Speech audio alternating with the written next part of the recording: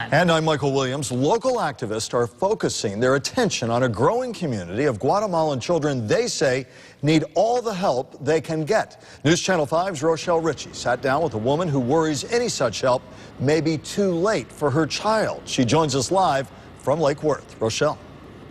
Well, Michael and Kelly, this concerned mother says that she hasn't seen her teenage daughter in more than a month. She's reported her missing, but fears that her daughter may have fallen to the ways of a Guatemalan gang and her life could be in danger. I think maybe it's possible she died. A mother hides her face from our cameras for fear of gang retaliation. In her native Spanish, Maria Francisco shares her anguish. She believes her 14-year-old daughter, Ramona Tomas Pedro, is out on the streets, involved with gangs and vulnerable to drugs and violence. I feel so sad and I so depressed. I don't have appetite.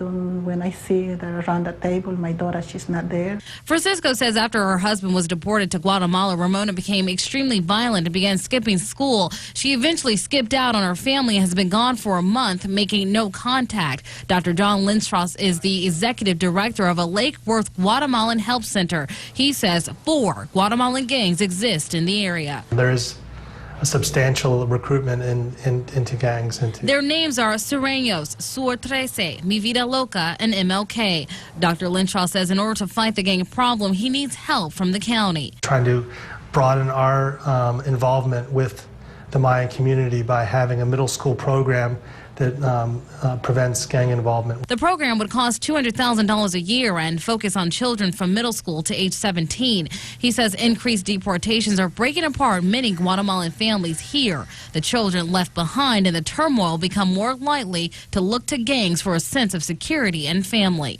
The gangs provide an alternate home for them. A home that Ramona often bragged about to her older sister. She'll sometimes show us the gang sign. Sometimes she'll tell us about her gang friends. I'm afraid that she might get shot. I'm afraid that they might beat her. Now, whether Dr. Lindstros gets the $200,000 to start that program is a question that will have to be answered later on, considering the county's tight budget. Now, we should also mention that the Palm Beach Sheriff's Office says they do not have any documented Guatemalan gang activity in the area. But as you heard, Dr. Lindstros says it's definitely a trend that is growing and one that they should keep their eye on. Live in Lake Worth, Rochelle Ritchie, WPTV, News Channel 5.